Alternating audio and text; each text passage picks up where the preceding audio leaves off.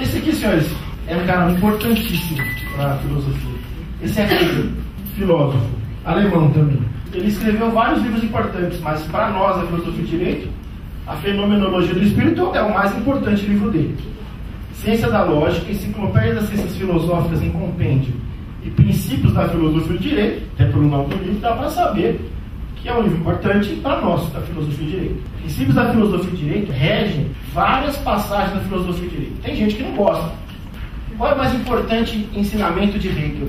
Dialética. Hoje, as pessoas, quando vem a palavra dialética, como se fosse um diálogo, dois lados, uma coisa simples. Não. A partir de Hegel, dialética muda e deixa de ser diálogo simples para exato conflito. Então, para ninguém errar aqui no final de um texto, de um artigo, seja filosófico ou de direito, onde aparecer a palavra dialética, você já, como se estivesse lendo um texto em outra língua, vocês já vão traduzindo mentalmente dialética é um conflito. Se o texto estiver falando só dos gregos, ou até de São Tomás de Aquino, ou seja, você percebe que alguém anterior a Hegel, e usar a expressão dialética, fica na dúvida se a pessoa já sabe, já conhece Hegel, se ela vai estar usando aquilo como conflito ou simplesmente como diálogo. Aí você faz ali a valoração. Mas se o texto é de filósofos posteriores a Hegel, ela está querendo dizer conflito. Isso, para ele, o que é dialética? É a forma de mudança da razão, não é diálogo. O diálogo é aquela coisa do consenso e tal, né? Você dialoga para poder chegar no consenso. O que é mais importante para os sofistas, por exemplo. Trata-se de um método, conflito, o senhor versus o escravo. Isso vai acabar esse conflito, essa dialética, quando há superação. Que tipo de superação? Acabou a escravidão. Quando acaba a escravidão, tem escravo? Não. Acabou o escravo, tem senhor? Não. Deixa de existir os dois. Entende a diferença para um simples diálogo? Quando o Sócrates conversava com o Glauco, quando terminava a conversa eles desapareciam? Não, os dois estavam lá. Aqui não. Quando acaba o conflito, essa dialética, acaba os dois. Eles se superaram. Essa é a ideia. Quem fala de Hegel fala em tese e antítese. Tem sempre o contraponto.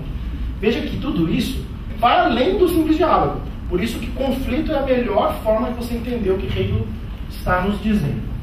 Nós tivemos na história da humanidade, até agora, 3 grandes modos de produção: escravagismo, feudalismo e capitalismo. Hegel dizia: o senhor e o escravo era a forma de produção escravagista. No feudalismo era o senhor feudal e o servo. Eu já disse para vocês que o servo não era escravo do senhor, ele era escravo da terra. Quem fosse o senhor feudal lá, naquela terra, herdava não só a terra, mas os servos que lá viviam. O capitalismo é capital e o trabalho assalariado. Marx não viu isso aqui ainda. Capital e trabalho assalariado. Nesse ponto ele fala que a verdade é histórica. A verdade é um absoluto. Essa frase de Hegel. A verdade é absoluta em face do passado. O que nós temos que tomar cuidado, e quem vai falar isso mais para frente para nós com bastante clareza, é Gadamer, um discípulo de Heidegger. Falava que você não pode fazer uma análise do tempo filosófico, do tempo histórico, com os olhos de hoje.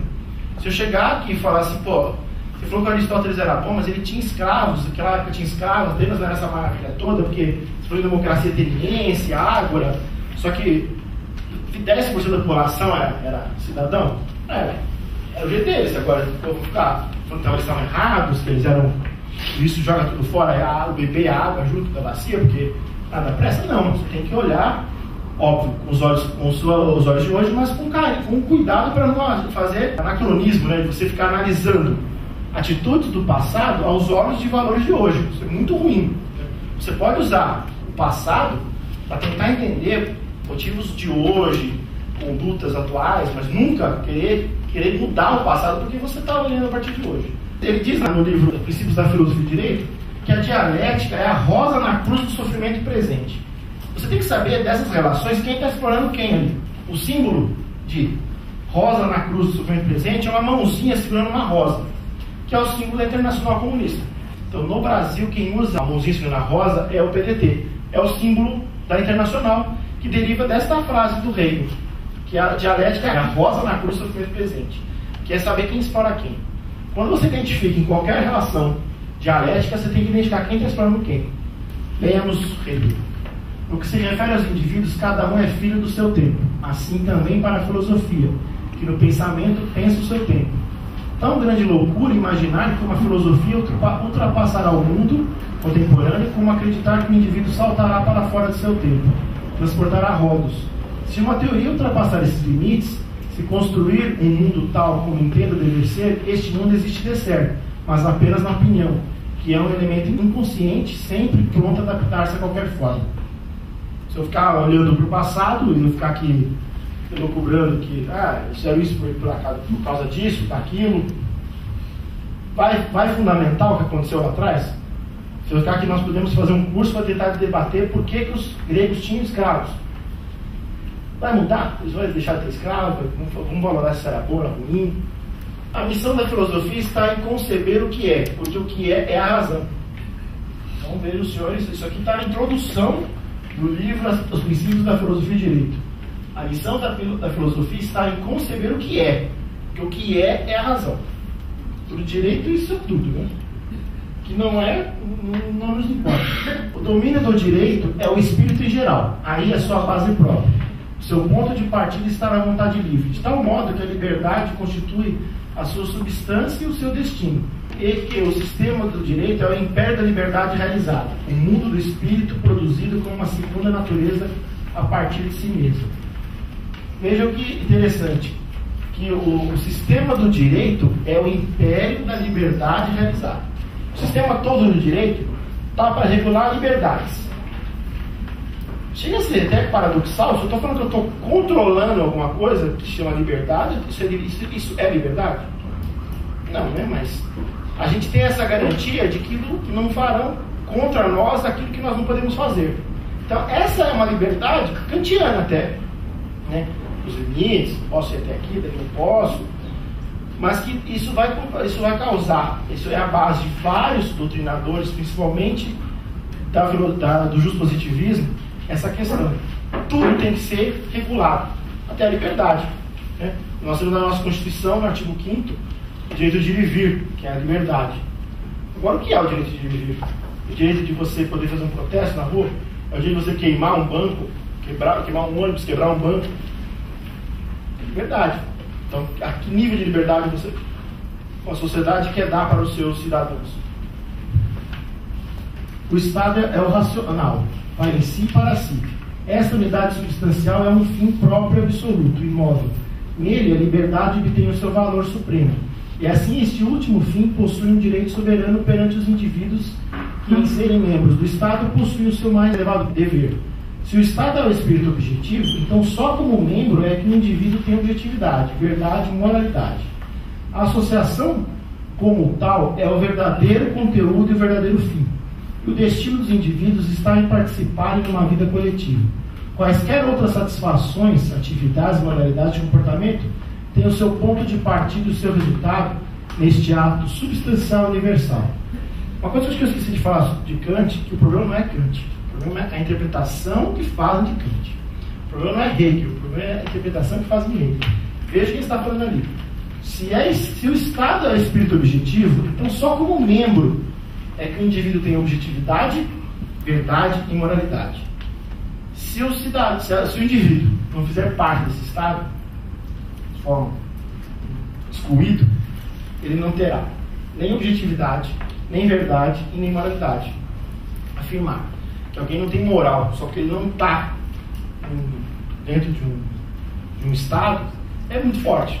Isso vai servir mais para frente para todos os regimes segregacionistas, desde o apartheid ao nazismo e tudo mais. Eles usam essa parte da filosofia de Hegel para tratar dessa separação. Se você não está dentro, você não merece nada. No direito penal, não sei se tem alguém aqui que mexe com direito penal, tem uma teoria que surgiu, acho que na Alemanha, se não me engano, na década de 80, chamada direito penal do inimigo. Alguém já ouviu falar? Já. Então, o direito penal do inimigo, assim, grosso modo, já que o criminoso ele não respeitou as regras da sociedade, ele tem que ser tratado como um inimigo na guerra. Ele não terá esses direitos fundamentais, advogado, justo julgamento, etc. Está preparado para a guerra agora. Você é o inimigo da sociedade, porque se você não quis, você não aceitou as regras da sociedade, que era no roubo, no mate, etc., então você não faz mais parte dela. Vai ser tratado como se fosse alguém de fora. ela teve um pico na década de 90 e agora está meio escurecida. Não sei nem se ela está tão na moda assim, mas está aqui, ó. Em face do direito privado, do interesse particular, da família, da sociedade civil, o Estado é, por um lado, necessidade exterior e poder mais alto. Subordinam-se às leis os interesses daqueles domínios, mas, por outro lado, é para eles fim imanente, tendo a sua força na unidade do seu último fim universal e dos interesses particulares do indivíduo. Esta unidade exprime-se em terem aqueles domínios deveres para com o Estado, na medida em que tem também direitos. Veja, em face do direito privado, os interesses particulares. O que é o direito privado? O direito privado é direito civil, direito penal. Que conta o quê? Da propriedade. Então, o Estado tem a função de proteger a propriedade. E você cede uma parte dos seus domínios para o Estado vai ter que te proteger. O que é isso? Isso nós vimos ontem. Isso é Hobbes. Veja que o Hobbes está voltando aqui, né? Ou seja, é um conceito absolutista que está voltando em Hegel agora dentro do direito. É uma troca. Quando um grande número de indivíduos desce além do mínimo de subsistência, que por si mesmo se mostra como o que é normalmente necessário a um membro de uma sociedade, se esses indivíduos perdem assim o sentimento do direito, da legalidade, da honra de existirem graças à sua própria atividade, ao seu próprio trabalho, assiste-se então à formação de uma plebe e ao mesmo tempo uma maior facilidade para concentrar em poucas mãos riquezas desproporcionadas. Essa é uma das frases de Hegel. Veja em que livro está escrito essa frase. Menos conhecidas. Todo mundo fala mal do Hegel, mas não fala isso. Isso me parece comunista. O principal professor de Marx foi Feuerbach, era o principal aluno de Hegel. Feuerbach foi o melhor professor do Marx. O Marx tem acesso a essa informação privilegiada. Isso aqui não é marxismo. Isso aqui, Hegel já disse. Se a pessoa tiver um número grande de indivíduos, desse além do mínimo de subsistência, que ele não consegue ver nem com o trabalho dele, e assim ele perde o direito, o sentimento de direito, de legalidade, de honra, forma-se uma plebe. E isso faz com que uma maior facilidade de concentração de riquezas. Isso a gente vê acontecer ou não? Não só no Brasil, mas você vê isso em todos os lugares. A bagunça que está na África, não vamos estar nem na parte antropológica dos mapas que eles criaram países, os europeus criaram países, misturando tribos para que eles nunca mesmo se entendessem, né? Tribos inimigos dentro do mesmo país, acho que é dar o que isso, né? Mas é isso, você tem que criar uma grande plebe que não tem condições de se, né, tem nem esse tipo de honra, que aí fica fácil de você controlar isso melhor. Juntar bastante dinheiro, né, agora? Concentrar em poucas mãos riquezas desproporcionadas. Em certo tempo, falou-se muito da oposição entre a moral e a política, e da exigência da primeira dirigir a segunda, ou seja, a moral dirigir a política. Apenas devemos mostrar que o bem do Estado tem uma legitimidade muito diferente da do bem dos indivíduos e da substância moral, que o Estado adquire imediatamente a sua existência. Quer dizer, o seu direito em algo concreto e não abstrato. É esta existência concreta e não as numerosas ideias gerais consideradas como mandamentos morais subjetivos que o Estado pode erigir em princípio de conduta. A crença na chamada injustiça inerente à política, na chamada oposição entre a política e a moral, está fundada em falsas concepções da moralidade subjetiva, a natureza do Estado e da sua situação do ponto de vista moral subjetivo. Estou explicando aqui aquela briga, né? A gente tem até hoje. Até a gente vê mal os políticos, dizem até que eles fazem, não é nem antiéticos, né? Nós falamos aqui na primeira aula a diferença entre moral e ética. Quando você fala que alguém não tem ética, é uma boa ofensa, mas você está ainda dizendo que pelo menos a pessoa sabe qual é a moral, que ela está agindo só contra ela. Falar que ela não tem moral é pesado. Aqui ele faz uma dialética, né? Virou dialética, que eles se separaram, então uma tendo que subordinar a outra. Quem explora aqui? Entre a moral e a política. Isso vai fundamentar muito lá na frente vários outros filósofos. Nós vamos ver, chegar na hora eu vou falar para vocês um bem conhecido, que trata dessa questão política muito. E aí nós vamos falar de moral, porque ele esquece a moral, fica só na política. Então não é só o direito que se distanciou da moral, a política se distanciou da moral, várias áreas do conhecimento humano foram separando a moral. Isso tem consequências desastrosas, né? Porque parece que quando você tira a moral das coisas, você perde o controle. Se você pegar a engenharia genética, se você tirar completamente a moral daqui, que sobra? Eles fazem clone, fazem o que quiser. Então, temos limites. Você tem que ter ali a moral, tem que estar próximo. Não estou dizendo que eu sou contra a experiência genética, pelo contrário. Sou favorávelíssimo ao entendimento do STF de ter liberado os experimentos com células troncas e tal. Mas você tem que ter regras morais para isso. Pode também liberar.